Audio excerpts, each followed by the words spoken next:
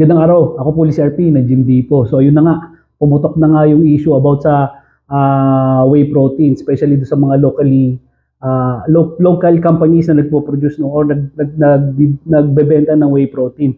Yun yung protein, A1, tsaka K5 Reserva.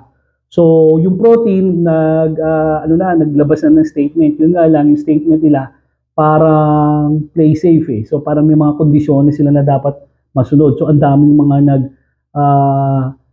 comment na dito tungkol dito, tsaka may mga content na maraming content nang lumabas tungkol dito. Pero ako kasi, ito yung opinion ko dito. So tingin ko, pwedeng naging biktima yung mga local companies nito nung second party na manufacturer. So kagaya na sabi ko, itong mga companies na to, hindi talaga sila yung nagmamanufacture, kundi may isa pang kumpanya na nagmamanufacture ng mga ito. Nire-rebrand na lang po.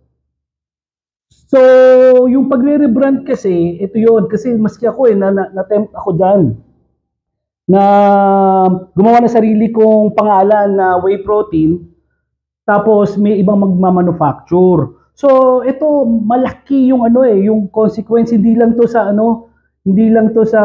whey protein industry or sa bodybuilding industry, kasi itong mga companies na to na nagpo-provide ng second party manufacturing, tapos i-rebrand mo lang, hindi lang whey protein yung hindi lang whey protein ang produkto na ito. Ito yung may mga glutathione, mga supplement na mga pampaputi, mga multivitamins na i-rebrand, yung mga kape. Ako po, ang daming mga kape na naglabas, kape na nagpapapayat, kape na nagpapaputi. So, halos lahat na pwede mong gawin sa kape. So, may produkto. At maraming mga local manufacturing companies, maraming mga local companies, ang akala mo sila yung nagpo-produce, pero sa totoo lang, isa, dalawa o tatlong manufacturing companies lang talaga yung gumagawa nito. Actually, dahil kung ito nga yung sitwasyon, ang tanong dito is may liability nga ba may liability nga ba tong mga kumpanya, local companies, yung mga nagre-brand, 'di ba? So maraming mga consequences eh.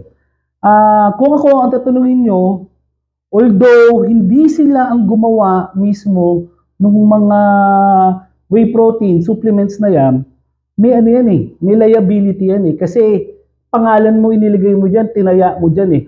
Ang tanong kasi diyan, may magandang nag-comment diyan eh. So kailangan FDA yan, Food and Drugs Administration ng mga permit.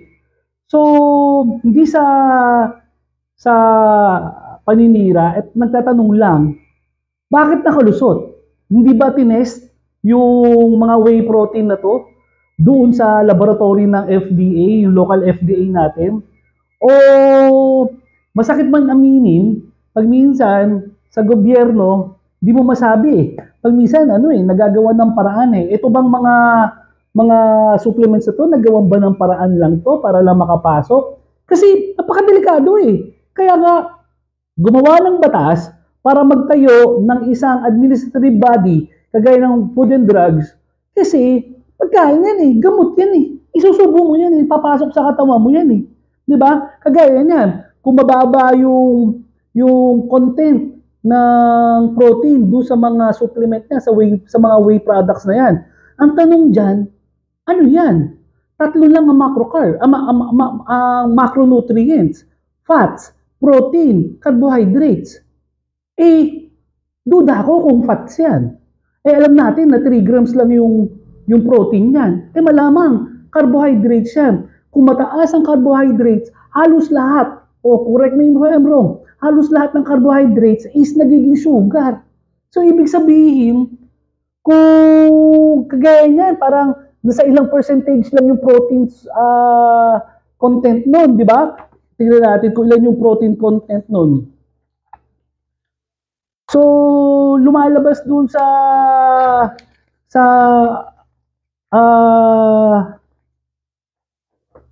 study ng DOST, Food and Nutrition Research Institute, yung isa 12% lang, yung isa 7% lang. 'Di ba? 18% lang yung yung grams ng hindi na natin pinangalanan. So, isipin mo yung isa na 7.1% lang yung protein na naandoon. Kung 7.1, ibig sabihin may 92.9% na macros na hindi protein. It's either fat or carbohydrates. Ang mahirap nito, may mga tao na sensitive sa sugar.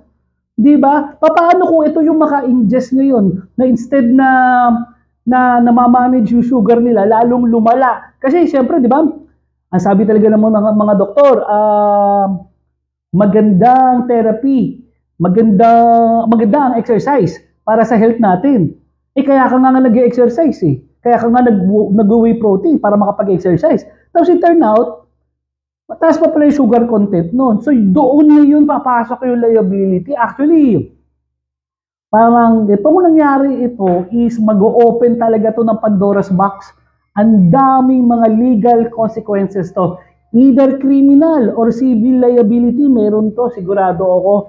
So, hindi rin ako magtataka na aabot to kila Senator Tulfo, baka hanggang sa Senate.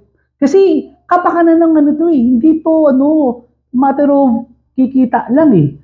Kalusugan to eh, di ba? Ang malupit to, yung chain reaction ang dami. Kagaya niyan, yung bumibili kasi sa A1, sa protein, at saka sa K5, hindi lang end user yan. Yung mga bumibili dyan na pang-resell, yung mga distributor. Kagaya dyan sa A1, kung di ako nagkakamali, para maging distributor ka na isang provincial level, parang may franchise or something na 200,000 mahigit. So, paano na to? So, merong A1 Cavite, may A1 Batangas. So, kawawa din to. Wala kasing kaalam-alam to. Kasi ito, mga tao na to, nag-rely to doon sa tiwala, doon sa mga companies na to. So, kagaya nga sabi ko, baka biktima lang to sila A1, si protein. Pero, ang sabi nga nila, the box stops here, di ba? So, ang tawag dito, sila yung mananagot kasi hindi sila gumawa. Okay. Pero sila ang nag-rebrand. Sila yung nagbenta. So, tawag dito, may pananagutan sila. Kumbaga, okay, na nagpagawa ka. Pero, caveat yan. Beware. So, siguro, dapat, ang ginawa ng mga kumpanya na to is nag-hire ng second opinion from another independent laboratory. Para lang makasigurado, kasi sabi ko nga, kung pera-pera, laki niyan. Laki rin nakikitain mo. Kasi wala ka naman puhunan doon sa pagpapagawa niyan eh. Yung manufacturer niyan, may formula na yan eh. Wala nang RDA yan, wala nang research and development yan, di ba? Wala nang RD, sorry. So wala nang RD, wala nang research and development yan. Kumbaga, papalitan lang talaga yung pangalan mo. Kaya tinan mo, hindi naglalayo-layo yung mga yung mga grams ng protein nila kasi isa lang halos ang gumawa niyan. Yun yung nakakalungkot kasi, alam mo yun, parang sobra naman yun. Yung ang claim mo is 24 grams, tapos 3 grams, di ba? Parang 80% mahigit na kasinungalingan. Yung 50% mas sakit na eh. Yung 80 to 90 pa, di ba? Pero bukod sa panluloko na pwedeng nangyari, ang masakit niya, yung kalusugan ng mga tao. Katulad ako, lagi ako naging intermittent fasting kasi sensitive ako sa sugar. Paano ko yan yung mga tinira ko? Di ba? Imbis na nag-iingat ako, di lalo pang leche-leche. Di ba? Kasi nga, totoo sensitive ako sa sugar eh. Kaya ako low carbs, high protein ang diet ko. Although yung protein is converted into sugar din. So, pero rather than, carbs talaga yung kakainin mo, which is almost all of carbs is converted, if not all, converted to sugar. Diba? So, yun yung issue talaga dyan. So, sa opinion ko, although may pinakamalaki talagang, yun ang dinidiscuss ng iba. Malaki ang pananagutan dyan ng manufacturing company talaga. Yun na dapat ang hinahabol. Pero secondarily or primarily liable din talaga yung mga kumpanya na nag-hire dito. Tapos, nagtiwala na ganito yung mga mga nutrients na nakalagay doon. Nakakalungkot lang kasi, alam mo, ito yun eh. Ang Filipino kasi may kultura ng nagtitipid talaga. Doon tayo sa nakakatipid eh. Pero sa totoo lang, kasi gagaya ng nangyari ngayon, parang hindi talaga tayo nakakatipid. Hindi tayo nakakatipid. madidisgrasya pa tayo. Di ba? Katulad nga ako, sabi ko nga, magtatayo ako ng supplement store. Buti na lang, hindi pa ako nag-i-imbak, Mario Joseph. Buti na lang, hindi pa ako nag-i-imbak niyan. Paano na lang, dito tulog. So, masakit man, di ba, tayo naman, lagi natin pinopromote yung local. Pero sa pagkakataon nito, baka kailangan natin mag-stick sa international. Kasi ito, proven na to. Di ba? So, nakakalungkot. Sana makabangon pa uli itong local supplement industry natin. Kasi, ang laki na nang in-improve eh. Just imagine, Pilipinas, nakakapag-produce na ng local manufacturing ng whey protein, di ba? Ang laki na nun eh. Yun lang. Masakit lang. Di ba? Nakakayato sa buong mundo. Sigurado ako, pinag-uusapan na tayo sa international bodybuilding. Kaya pala, lilit ang katawan ng mga Pilipino eh. Kasi ang mga iniinom eh, substandard. Di ba? Puro asukal. So nakakalungkot kasi lahat tayo apektado sa industry na to. I hope, katulad ako sa promising na magtatayo talaga kami ng supplement store. So yung sa Tarlac na maganda. So kwento ko lang yung Tarlac. So meron na tayong gumawa na tayo ng interior design, nag-hire tayo. So dati kasi sa totoo lang, 'di ba, ang pinipreach ko, doon ka mag-concentrate talaga sa laman ng gym mo dahil yun ang pinunta ng tao eh. Okay, pero sa itatayo natin sa Tarlac, 800 square meters, yung napakalaki. 800 square meters na gym. So talagang siksik, liglig, wala. Actually, nauubusan na ako. Promise. Nauubusan na ako ng maiisip na equipment na ima-manufacture. So ito, puro mga plano. Ang dami. So, di ko na alam kung ano equipment na ilalagay ko doon sa sobrang laki.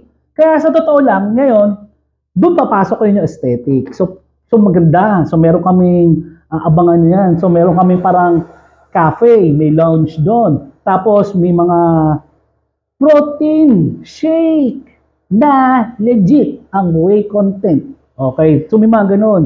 So, yung mga nag-workout, hindi na mag-iisip nung kakainin nila, ay ano ba yung macros ko for today, meron kami yan.